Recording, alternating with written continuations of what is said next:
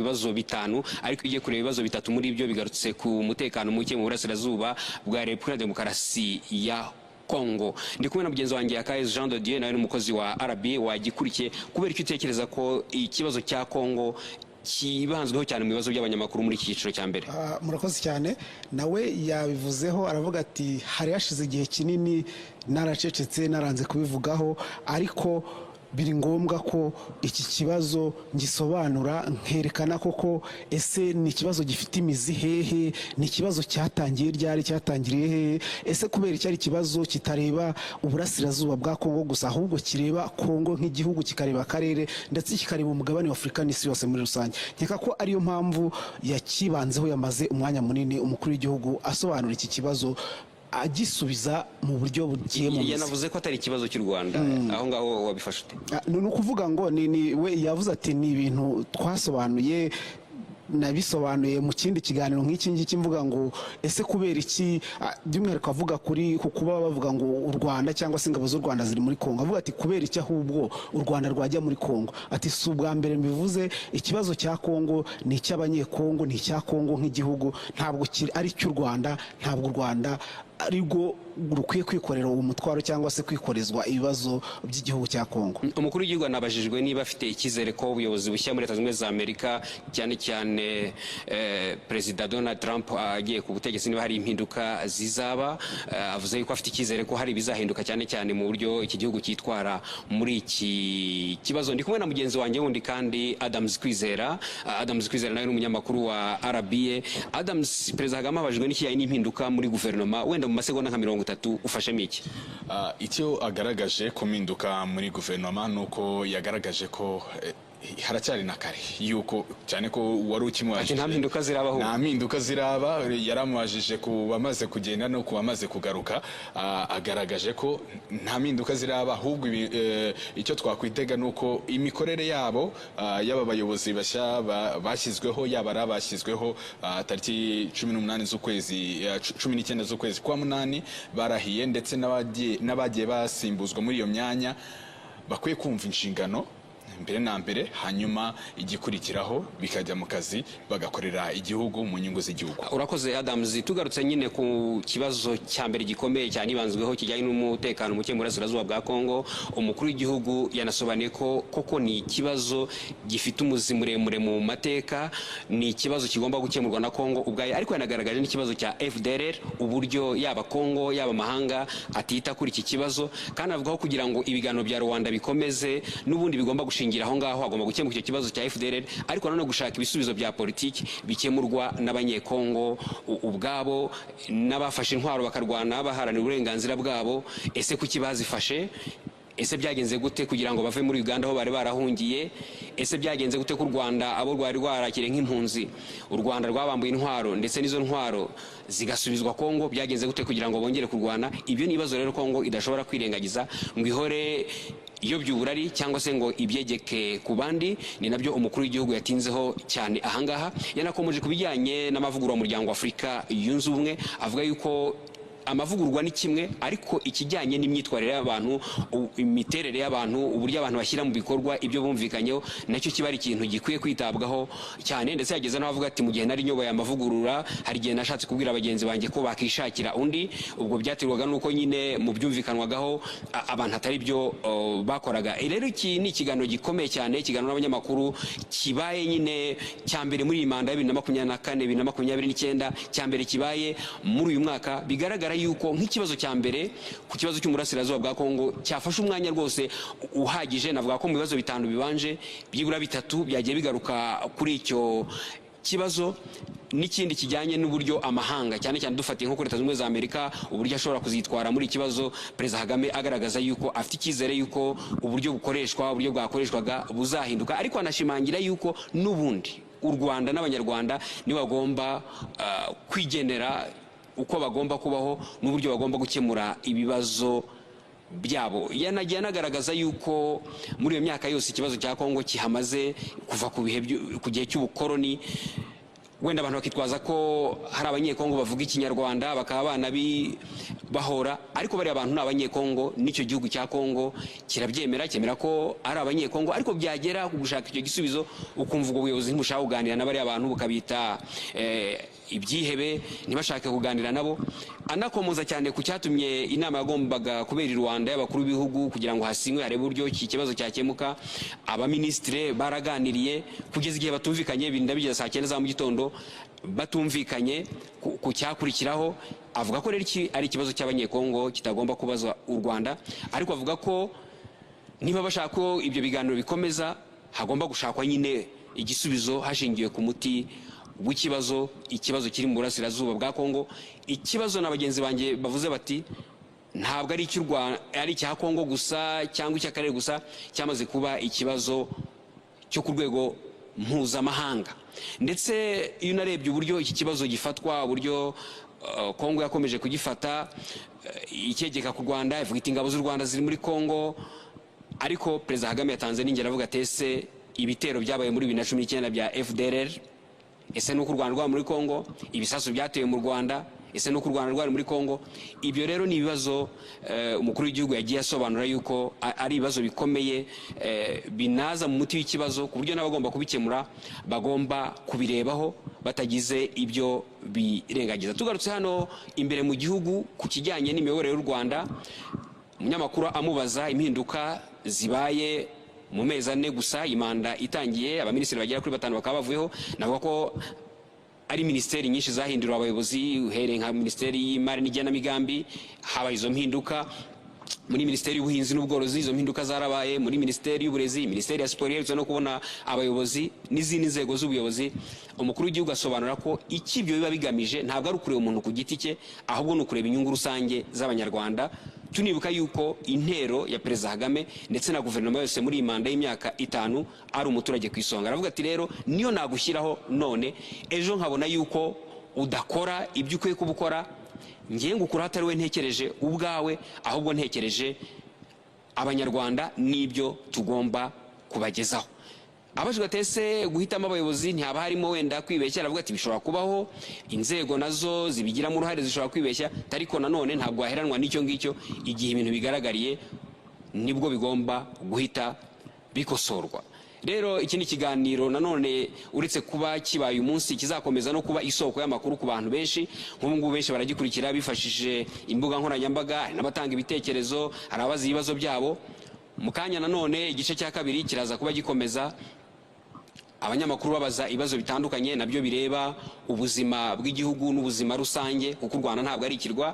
U Rwanda ni igihugu gifite ibyo kigomba gukemura imbere mu gihugu, ni igihugu kigomba kubana n'abandi, uhereye mu karere, ku mugabane wa Afurika no hirya no hino ku isi. Ibyo byose rero ni bimwe mu bigomba gushingirwaho igihe abanyamakuru babaza ibibazo byabo. Tunabigarutseho mwabonye ko cyanitabiriwe yego n'abanyamakuru bo mu Rwanda bakorera ibitangazamakuru bya hano mu Rwanda, ariko n'ibinyamakuru mpuzamahanga byerekana yuko ibivugirwa hano bitarangira hano mu Rwanda gusa, ahubwo bigera no hirya no hino ku isi binyuze muri iyo miyoboro itandukanye y'ikoranabuhanga. Kandi aho ikoranabuhanga rinageze, ikiganiro kiba ariko kinakurikirwa hirya no hino ku isi, ibera ahangaha bishobora kumvikana. Nanone nubwo hari ibibazo bisubizwa mu Cyongereza, nanone ni akazi k'itangazamakuru kongera no kubisemura kugira ngo n'abatumva icyo Cyongereza nabo babyumve. Ubwo bushobozi nabwo burahari, ndetse n'ubu tugiye tubikomozaho, nka cyane nk'ikibazo kibanze ku mutekano mu burasirazuba bwa Kongo. Umukuru w'igihugu asobanura ati ibibazo byaho byatangiye na mbere y'uko mvuka, ibibazo byatangiranye n'ubukoroni. Iyo ugiye kureba rero igihe kirenga ikinyejana uburasirazuba bwa Kongo butuwe n'abantu bavuga ikinyarwanda, ntabwo ari byo byenda kubavanaho kuba ari abanyekongo kuba bavuga ikinyarwanda, nta nubwo ari byo byatuma abavuga ikinyarwanda bahuzwa n'u Rwanda, kubera ko abantu bavuga ururimi rumwe. Ndetse yanatanze n'urundi rugero rwa bimwe mu bihugu cyane cyane nka Amerika na Canada bijya biza gutwara bamwe muri abo banyekongo b'impunzi kugira ngo bimukire muri ibyo bihugu. Kabaza ati ubundi iyo bagiye bagenda nk'abanyarwanda cyangwa bagenda nk'abanyekongo? Reka tubasabe mukomeze gukurikira.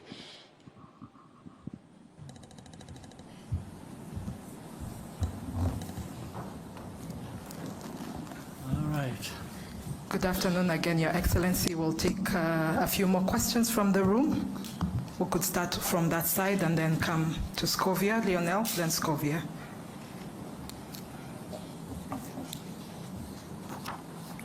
Thank you, Mr. President.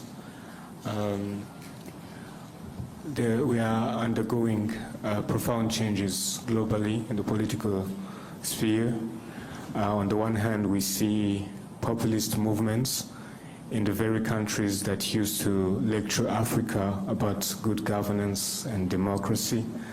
And we also see in Africa young people taking power in unconventional ways.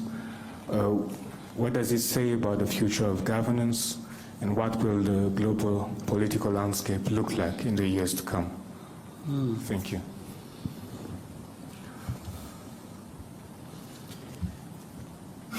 First,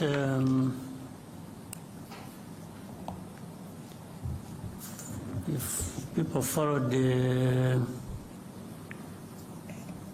what some of us would be saying for the last 20, 25 years, it is only to confirm what we saw coming or we thought was coming. It's not, as far as I'm concerned, it's not a big surprise with the changes that have been happening.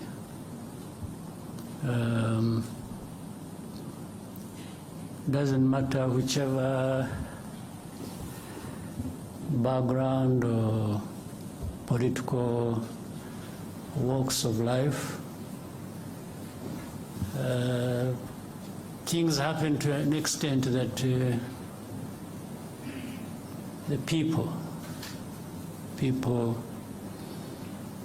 will eventually, for one reason or another, identify more with what they find benefiting them more than other things. And that's why we should all be making an effort, those who are at the helm of political institutions or other things, to make sure we identify with what people think works for them, and work with the people to achieve that. Short of that, if you think you just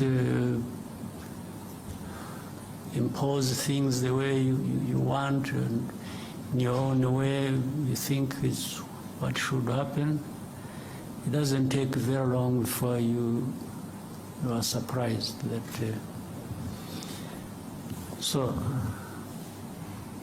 but in the question you've raised, there is also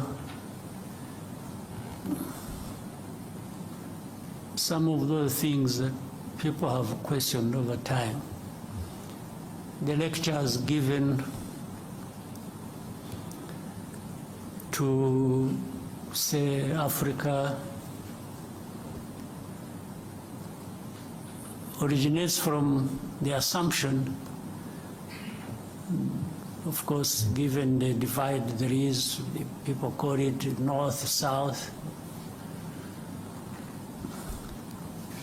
The people of the north have assumed this right, or an entitlement, that they have the power and they will use it to serve themselves well, even if it means using it against others who are even weaker. Still, that must serve their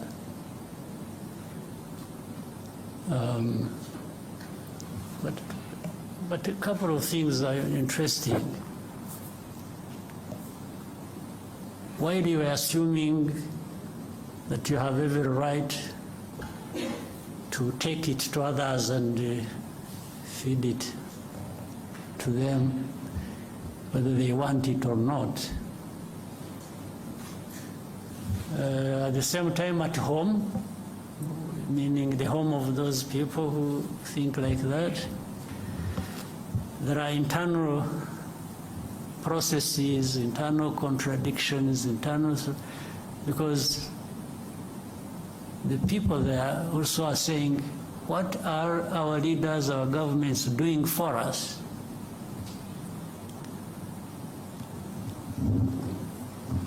And depending on which side of politics, one will gain over others, because, and here it is difficult to tell. You can't decide for people that this is what they must think that is right for them. Even these populist or conservative or liberals or whatever you call them, within there is a discussion as to whether what is happening internally among them serves the way they see things should happen internally now, before they go out and take it on to the others, those of us at the receiving end. So that internal contradiction will define things, and rightly so, their own way. And you see, it is very interesting when you look at, somebody talked about the administration in the United States. Following what was going on the media, I mean, on the news and the media and everywhere, there was this opinion being shaped that one side had no chance. And you know, the leader is embroiled in litigations here, these ones, blah, blah, blah, blah, you know. Even the experts we used to follow in the news would really give you an impression they have formed their opinion there is one side that is going to win. Now, a few weeks after, they sort of disappeared, really. And these were experts to tell us about things in their own place. So why do you think? Because they were saying one thing, they were forming their opinions, they want everybody to believe that for one reason or another. But somehow the process of democracy gave them a different result. And they had to swallow their pride and accept what has happened. So that is in their area. So now, as to where from the beginning they were used to taking it on some other people somewhere else in the South. Now, the South isn't going to be in a permanent state of confusion and, you know, obedience and just following the dictates as they come along. A number of changes have to happen also one way or the other, either changed by the people on the ground and saying these leaders of ours who are not doing anything other than sucking up to these dictates, we should find a way of getting rid of them, one way or the other. In fact, it is either one way or through the vote, which is always the preferred choice. But when that is not possible, some people have used the other means to get rid of these, in a sort of defiance about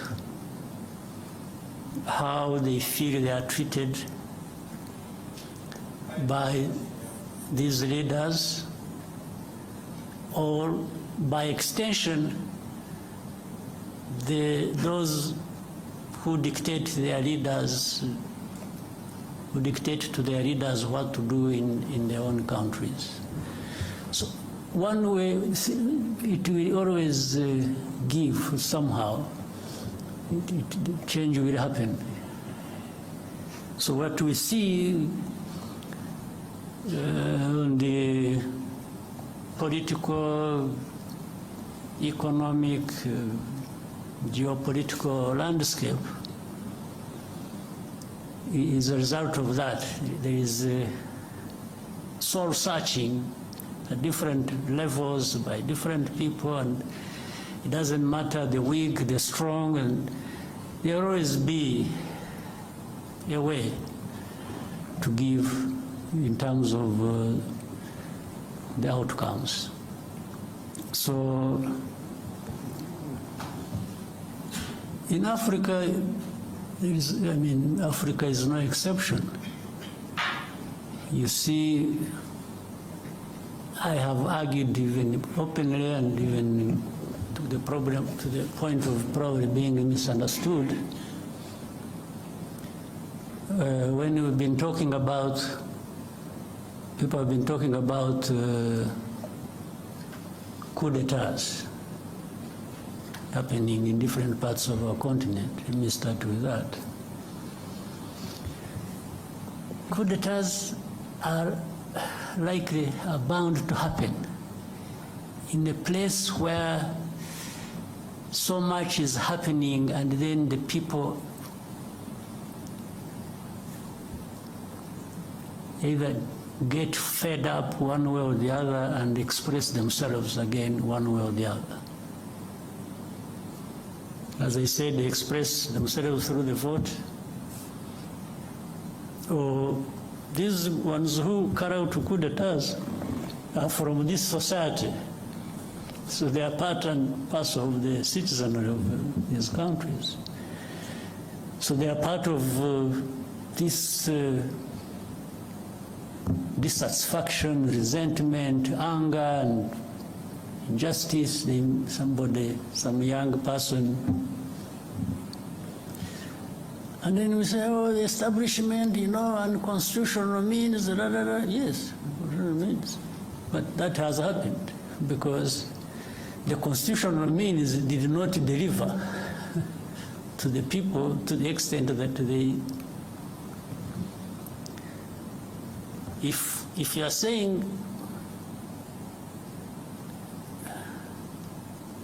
it shouldn't have happened, then you should also be saying what was there before that was changed should not have been behaving the way it was behaving. Now, to the people, there is a point where they may tell you, yes, what we have is bad, the coup, bad enough. But what was there before was even worse. And this is what they would tell you. So for them, they have maybe chosen between what is bad and what is worse. It's what I mean. Now,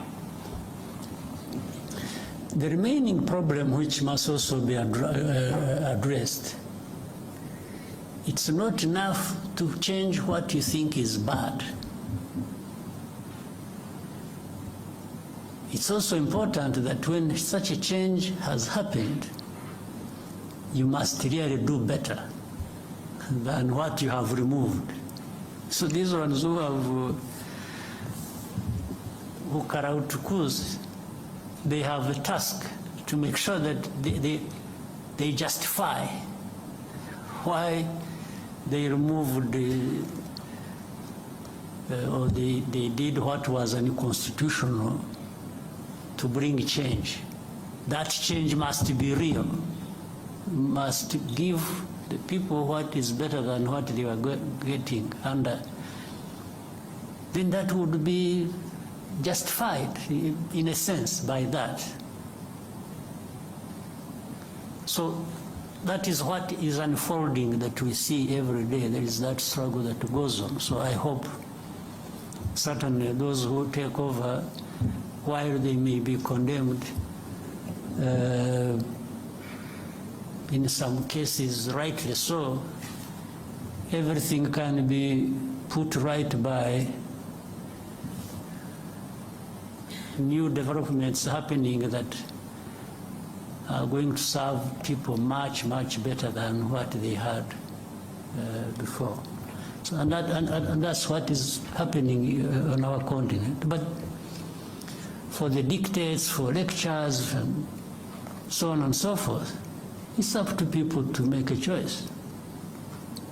And I think Africans need to just reject being, you lecture me on what should happen in Rwanda based on what? When even where you are coming from is having some confusion, some changes. So which dictate should I follow? I think we should also strive to do, things the way that works for us and improves people's lives. And what is so bad is that you may follow the dictate and do the very things that will run down your country. And by the way, those who give you lectures will manifest in two forms. One, some will actually blame you for it, even if you followed what they told you to do. Others will help you to sink deeper into the mess you have driven yourself. So you are better off charting your own course with your people and doing what you think is right for you or what works for you, and especially if it shows in the outcomes, in the results, then really that is what all along deserved to happen. Right? Scovia?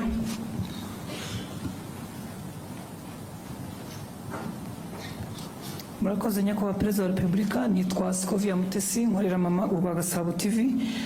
Nyakubahwa abaturage batandukanye hirya no hino mu gihugu bafite ikibazo cyaho babarirwa ko bazimurwa cyangwa hazacishwa ibikorwa remezo hagashira imyaka 2 batishyuwe kandi barabujwe kugira ikindi kintu bahakorera. Ibyo bisa na kimwe naho bacisha imihanda mu butaka bw'abantu ntibabahingurane bakavuga ngo cyari igikorwa remezo bigahwaniramo cyangwa bigahwana n'icyo gikorwa remezo. Ikindi ni kijyanye nuko amafaranga y'amanyamahanga urugero nk'amadolari, amazu menshi y'ubucuruzi mu mujyi wa Kigali n'ahandi mu mijyi itandukanye barishyuza amadolari aho kwishyuza mu manyarwanda. Abanyarwanda bamwe bacuruza bakavuga ko bibahendesha kuko babarira amafaranga y'amanyamahanga mu yabo. Ndasoza mvuga ku kijyanye n'ubushizi cyo nari nakubajije ukambwira ngo nzakwibutse, ngira ngo ninjye warangaye sinakwibutsa. Abaturage baratacyategereje guhabwa imigabane yabo muri Banki Populaire. Ndagushimiye.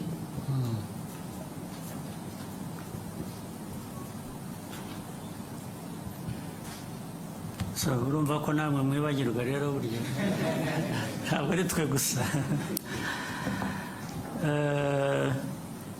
Ibyo abaturage bimurwa mu buryo butari bwo budakwiye, ibyo birazwi ndetse ndabizi, ariko n'izindi nzego zirabizi nubwo tugerageza kugira ngo bijye mu buryo bizajya mu buryo one way or the other. Byo bitwaye igihe, bibabaza abantu, bibatera igihombo, ariko byo bikwiye gukorwa ukimura abantu, niba wagiye kubimura ukabishyura, ariko ibyo ntabwo ari ibyo gusa. Wenda icyo bibagiye kuba kuvuga hari impande nyinshi.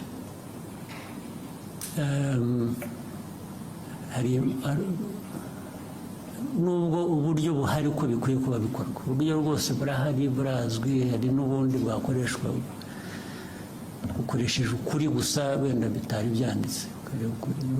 Urugero, icya mbere ni abimurwa cyangwa abazimurwa bashaka kugira ngo abe ari bo bagena igiciro cy'ibyo bazishyurwa, valuation y'aho bagiye kuva n'amafaranga bagomba kubishyura.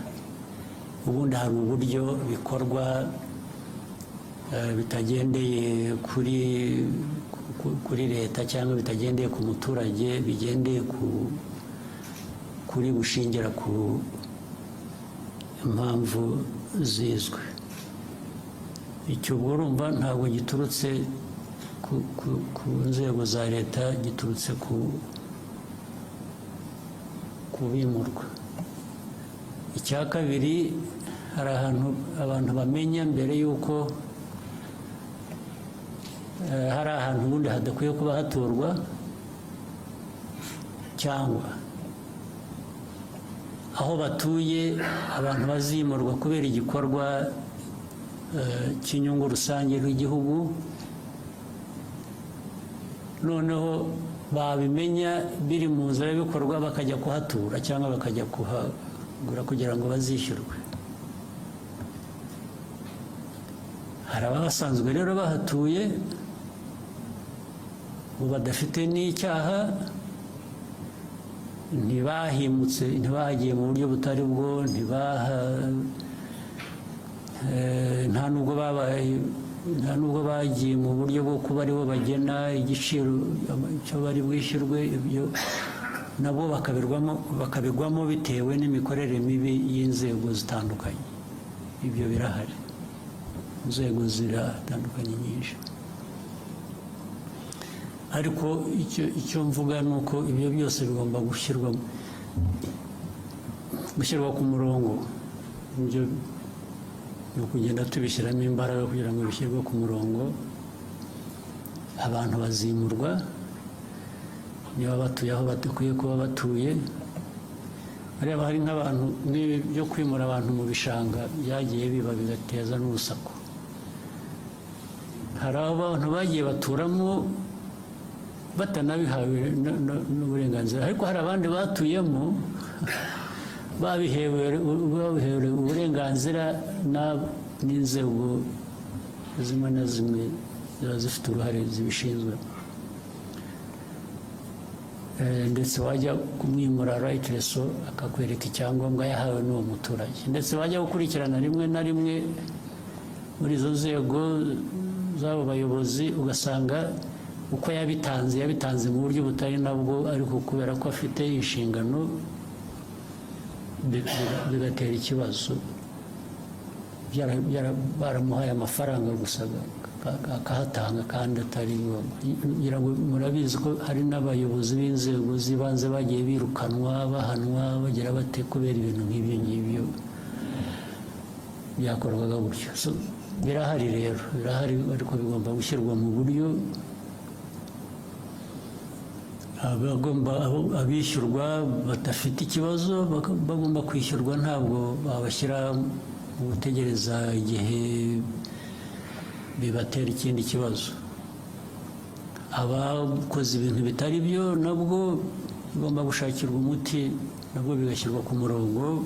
Niba ari uhanwa agahanwa, niba ari wishyurwa nawe wenda ku buryo bunamufasha ngo ushobore kujya ahandi, nabyo bigakorwa. Ibyo byo birakwiye, ntabwo numva twabitindaho.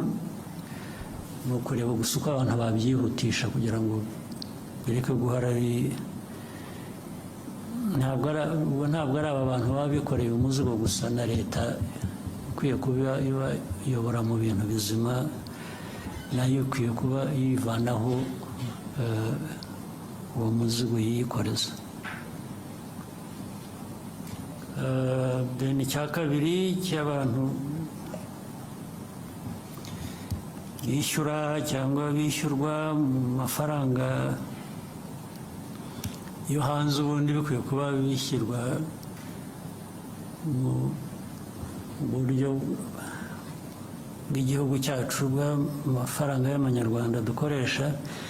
Urumva ni bibi no ku nshuro ebyiri, kuko uwo wishyurwa nko mu madolari cyangwa amayorozi cyangwa iki,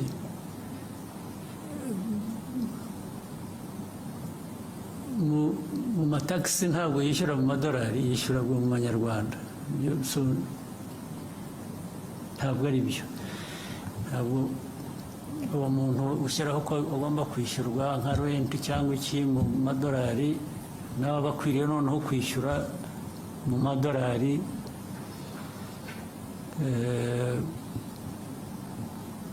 mu buryo bwa taxes bishyura. Ariko ibyo byose ubundi bikwiye kuba bifite uburyo bikurikiranwaho. Iyo ni nko kwica amategeko, bisha amategeko bakabihanirwa. Bitwara umwanya rero, kuko abantu benshi babyumva uburyo butandukanye, niba udakurikije amategeko cyangwa nabo bafitemo inyungu, niyo mpamvu bitwara igihe. Ariko ubundi umurongo urahari kandi twifuza ko ukwiye kuba ukurikizwa. Ndibwira ko aho tuvugira aha hari uburyo bubitekereza bushaka kubishyira ku murongo. Navuga gusa ko bikwiriye kwihuta, nicyo cyangombwa, bigacika burundu. Icyo nacyo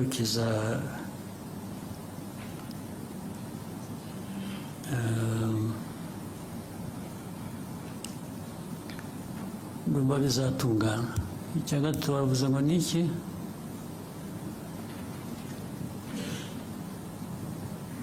ni abaturage bari bafite imigabane muri banki populaire. Ikibazo cy'imigabane, ariko usibye ko nanjye ntakurikiranye, ariko njye naratumitse. Njye narabwiye ababishinzwe muri minisiteri ndetse mu kabineti ko bikwiye gukurikiranwa bigakorwa vuba. Ahubwo ikibazo cyanjye ni uko ntakurikiranye kumenya ko uko byakurikiranwa. Your Excellency, they did respond. They shared some information that the minority or local shareholders registration process has been ongoing as of November 2024. 42% out, 239,531, which is 42% out of 576 to 45 accounts of people have been identified and registered with full information. The bank is developing a system that will facilitate the printing of shares certificate from any branch of the shareholders' choice. The system is expected to be ready by end of February, so it's ongoing. Already this year? Yes, sir. So, urumva sinakurikiranye ngo nanjye bambwira ibyakozwe, ariko byo naratumitse burya. Thank you, sir. We can take a question from here and then go back to that side. BNB FM. Murakoze nyakubahwa Perezida wa Repubulika, nitwa Abajije Jean de Dieu, mvuye kuri BNB Kigali FM.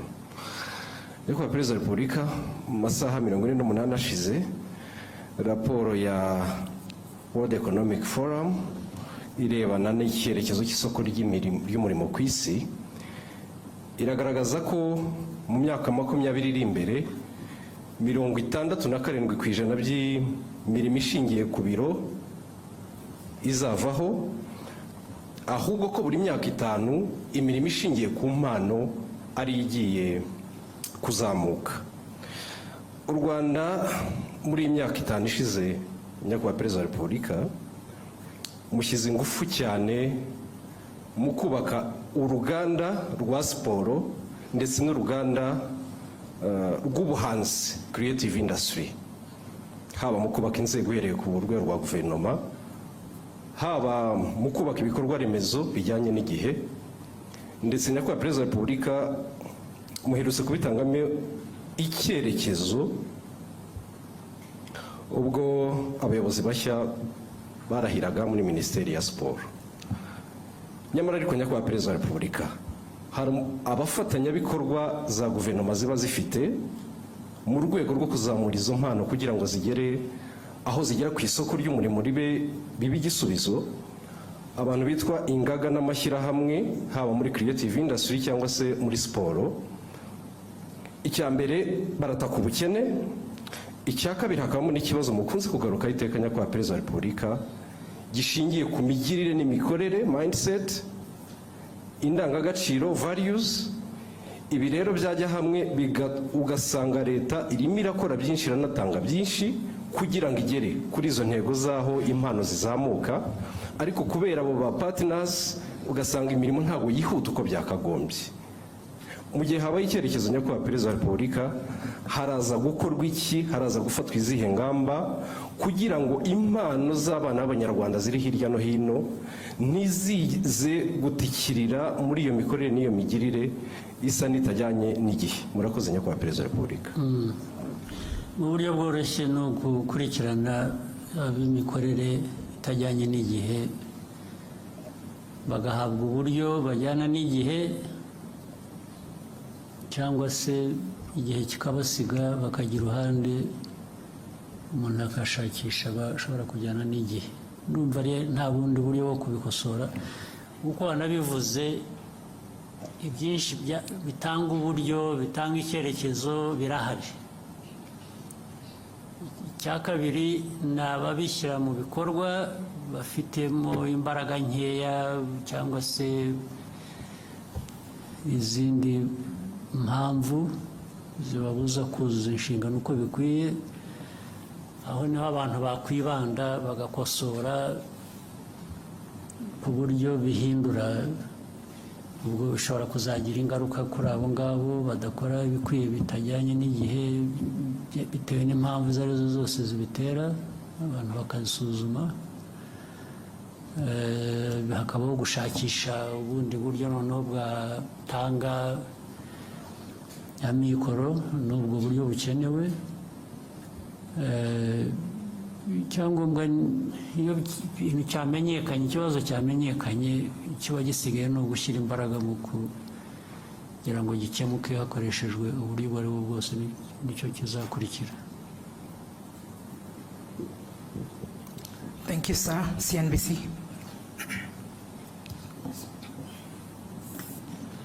Thank you, Mr. President. My name is Eric Shaka from CNBC Africa. Mr. President, talking of the African Union, my question, African Union as a permanent member of the G20, my question is about how you envision Rwanda's role in shaping the AU's agenda in advocating Africa's interest in global economic governance, particularly in areas such as climate finance, trade, investment, and debt sustainability. Thank you, Mr. President.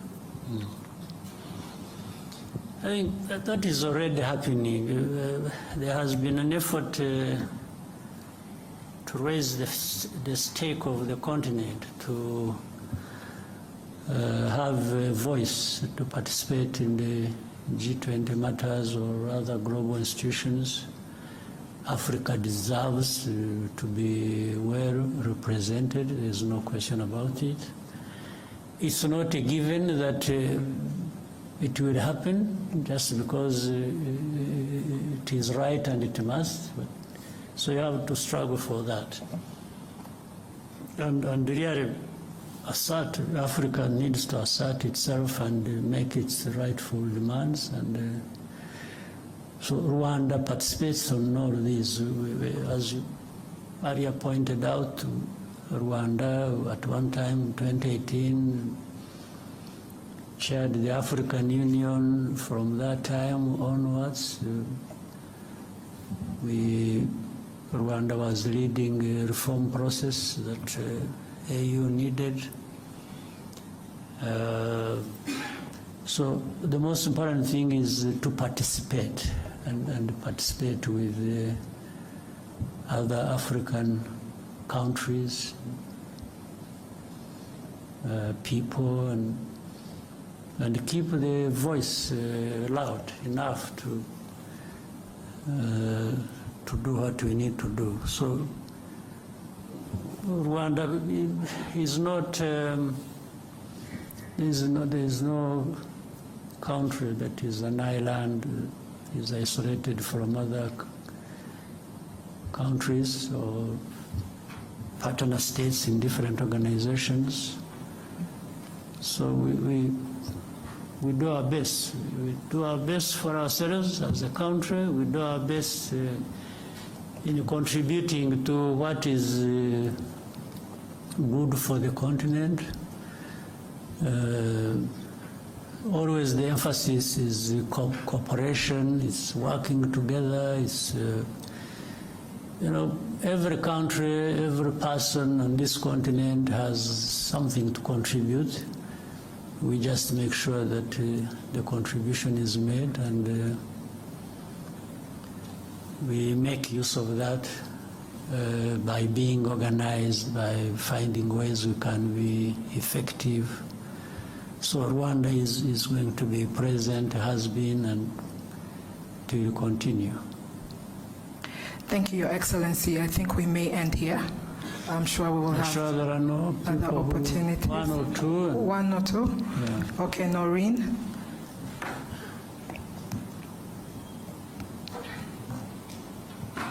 Thank you, Mr. President. My name is Indira Oganga. I'm from Bloomberg News, and I just want to talk about business and investment for a little while. My first question is, when can we expect conclusion of the deal between Qatar and Rwanda to acquire 49% stake in the country, and how big or how much is this deal going to be? And also, how many planes can we expect from that arrangement? And still staying with investment, I was talking to the CEO of Rwanda Stock Exchange on Monday, and he mentioned the exchange can only be as big as the market. So I want to ask you, are there certain state-owned enterprises that the government is thinking to privatize to boost the exchange? And finally, congratulations on successfully hosting FIA. To that regard, I just want to find out what is going to be the economic impact of hosting F1 here, and is Rwanda trying to establish itself as a sporting hub in Africa? Thank you again. Good. Well, I can simply say on the Qatar-Rwanda partnership over the airline and the airport has made very good progress. It's been going on very well. Right? Being precise with the dates and amounts and figures of different kinds wouldn't give us necessarily a clear picture, but overall I can say it has made very good progress. It's still going. It's a matter of it's not a long time that we shall see these things playing out, and being able to now go into those details you're asking for. By this year, and in fact at this beginning, there are many things that are being concluded. And some of the things are being concluded just in writing, when they have been happening physically on the ground. So there is an overlap of, we have been going ahead and doing certain things that benefit this partnership.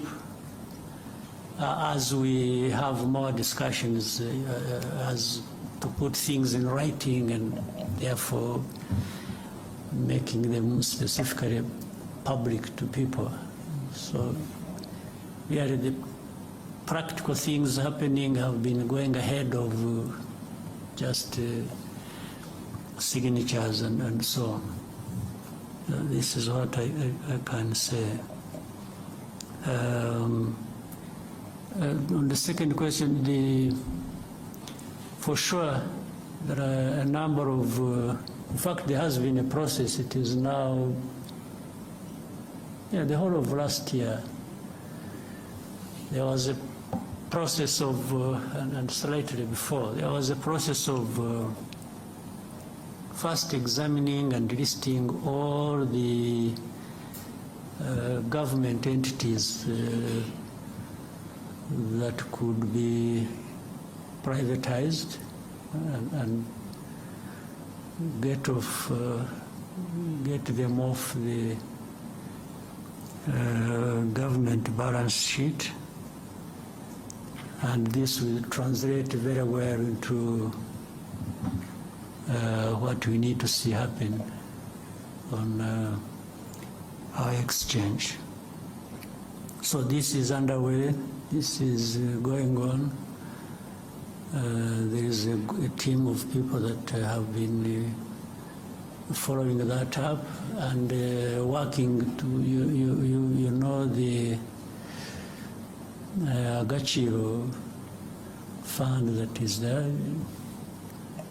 It is taking care of those public enterprises and other similar ones in the process of privatization and also feeding into this institution we are talking about. For yes, FIA was a success, I think, and it is part of what you also in fact said, creating a sports hub and other businesses that incorporate sports in their ecosystems. So and that's what brings up Formula One. Formula One, we did the bidding, it is making good progress, and we are also in discussions with MotoGP, and you are aware this year we are going to host the World Cycling Championship here in Rwanda. So all these are things that are happening according to plan, and having thought through all this, the benefit to the country and to businesses and the people of this country and Africa are enormous. They are really limitless opportunities, and that's why we made that choice. You are aware before this we have had partnerships over football. We have partnership with Arsenal, with PSG, with Bayern Munich. These ones have, the results have spoken for themselves. It brings in, I see people write so many things about Rwanda is open. It's really open for business, open for tourism, open for education. We have brought people through education channels to, you know what we have here, Carnegie Mellon, and many others that have established here.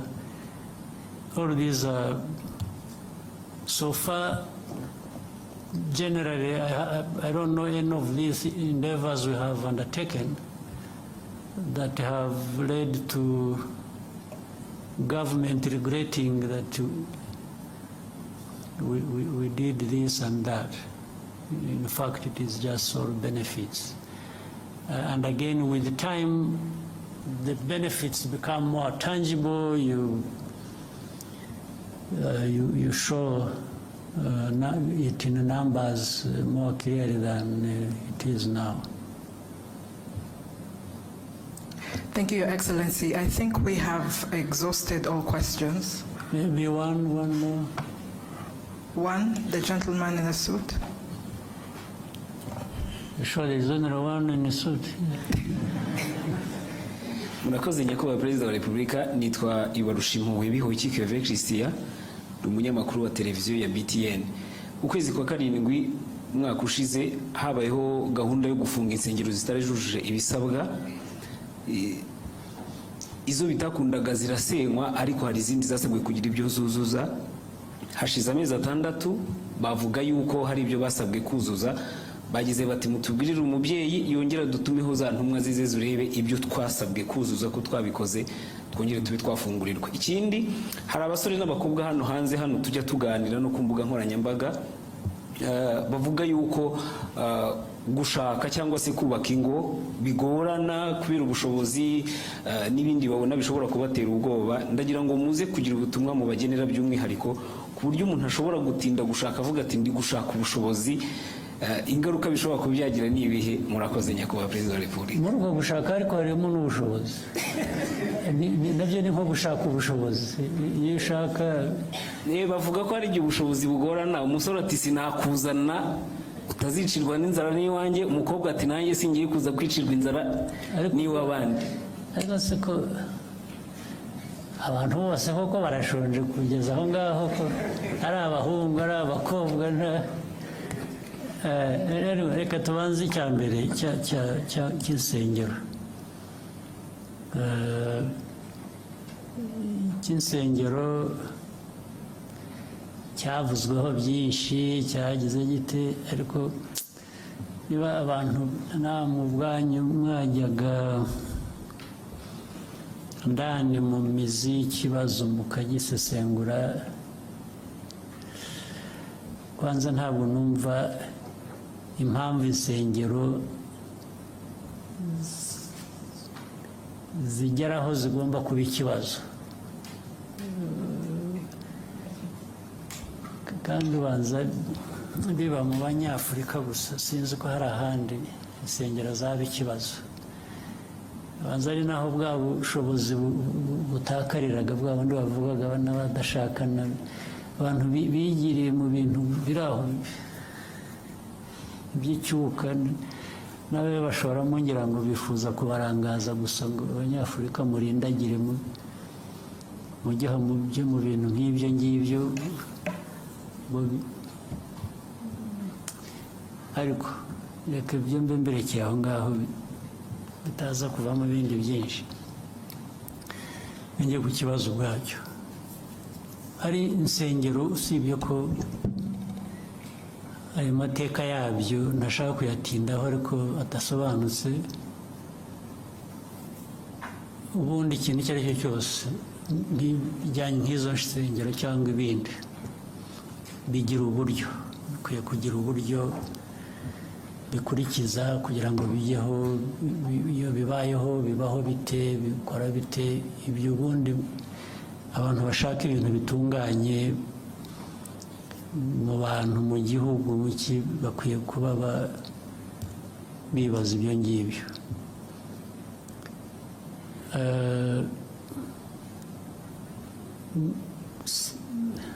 Ngira ngo mu byo wanavuze uremeranya nuko abo bantu hari ibyo bagomba kuba bujuje batari bujuje, noneho bakaba barabyujuje.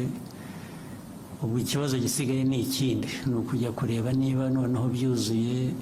Nta nubwo bavuga ngo badusabye kuzuza iki kandi kidakwiye kandi atari cyo cyangwa iki. Nuko bemeranya nibura n'ibyasabwaga gusa bakaba barabikurikije, abantu bakava mu kajagari. Nayo ibintu byari akajagari, ntiwabyirengagiza, ni ukubyirengagiza gusa, ariko akajagari kari gahari karakabije mu bintu bitanasobanutse. Rero uburyo burahari uko byagiye, insengero zafunzwe, aho bazifunze babwiye abantu impamvu,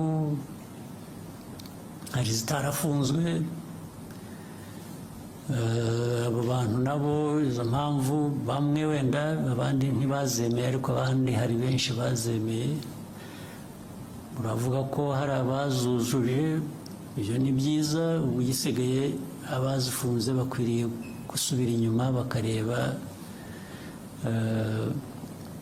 niba kuko ibyo basabye abantu barabyujuje kandi ikibazo ni iki kibita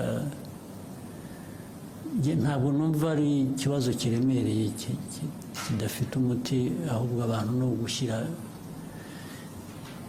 mu bikorwa ibyo bakwiriye gukora ntabwo rero mbona ikibazo hanyuma ibyo kindi cy'ubukene buri mu bantu ni ikibazo nyine turwana nacyo buri munsi ibyo twavuze aha byose igihugu aho kiva aho kigana ibyo gikora ibi byambazwaga bijyanye n'ibyo dukora muri siporo n'ibyo tugira gute hari byinshi tubari kujya no mu buhinzi n'ubworozi tukavuga ibikorwa remezo biriya byose imari ishorwamo ni ukugira ngo abo ngabo bashobore kugira uburyo bagira ikibatunga naho sinibwira ko uko banabivugaga cyangwa uko nabiheraho ntabwo nibwira ko u Rwanda noneho dukwiriye gushyiraho fund ingengo y'imari kugira ngo dufashe abashaka gushakana babuze amikoro ntabwo twabivamo ni ukuri ariko ibi byose ibikorwa bindi byose ni ukugira ngo buri muntu aho ariho hose yaba ari ushaka cyangwa hari n'abatashaka gushaka nabwo bagomba kuba bahari ntabwo bose abatarashaka ntabwo bivuze ko ari uko babuze amikoro hari n'abatabishaka ariko buri wese ari ubishaka n'utabishaka azagerweho no kugira ikimutunga no kugira uburyo niyo mpamvu dukora ibi byose ndetse ikimenyimenyi kukwereka ko turagerageza igihugu kiragerageza urabizi nko mu mwaka ushize 2024 uzi ko ubukungu bw'igihugu bwakuze ku 9.2%. nta handi ngira ngo niba habaye hambere ku isi cyangwa harimo hambere hakeye. Iyo mibare iba yerekana ko hari igikorwa, hari ikintu kizamura ubukungu, kandi nk'uko tubivuga iteka ubukungu bwacu buzamuka bushingiye ku bikorwa bigera ku baturage. Ubukungu cyane cyane bwagiye bukura bushingiye kuri industry na services ndetse n'ubuhinzi n'ubworozi bwarakuze, bufite ibice bwakuzeho bigaragara bitari bisanzwe. Ibyo byose ni ibigerageza gushyira ubushobozi mu bantu, mu banyagihugu, kugira ngo naho ubundi ariko hari abacyari abakene, hari abakene ntawe ubihakana, ariko niyo mpamvu tugomba, bimwe navugaga mu byo dukora tugerageza kwihuta, tugakora ibishoboka byose, bitwara igihe, ariko ni ukugerageza abo ngabo nabo ni ugushakisha abana dushyira mu mashuri, mu myuga, mu biki, barimo muri abo ngabo, ni ukugira ngo bashobore kugira ikintu bakora, ariko bunganirwe n'ibi bindi bigari tugerageza gukora. Byagira uko nta kundi twabigenza, ahubwo ni ukubwirana n'izo nsengero by'amadini, rimwe na rimwe nibajya kubasezeranya bajya baca makeya cyangwa babikorera ubuntu kugira ngo byose ibintu byorohe, sibyo? On behalf of the media, Your Excellency, thank you for taking the time today. I'm sure we'll have more opportunities in the future for such interaction. We wish you a nice evening. Okay, mwakoze, nizere ko umwaka mwawutangiye neza, uzakomeza ube mwiza, hanyuma tugume duhurire muri ibyo bikorwa byo kurwanya ubukene n'ibindi bidakwiye. Asante sana. Ikiganiro cyaberaga ahangaha muri Kigali Convention Center kikaba kigeze ku musozo. Perezida w'u Rwanda Paul Kagame akaba amaze kugirana ikiganiro n'abanyamakuru. Ikiganiro twabwiye ko ari cyo cya mbere muri mwaka wa 2025 ari cya mbere muri iyi manda. Mu gice cya kabiri cy'ibibazo hibanzwe cyane cyane ku masezerano u Rwanda afitanye na Qatar, haba ari mu ndege ya Rwandair cyangwa se n'ikibuga cy'indege cya Bugesera, avuze ko biri mu murongo mwiza, naho ku bijyanye n'imigabane ya BPR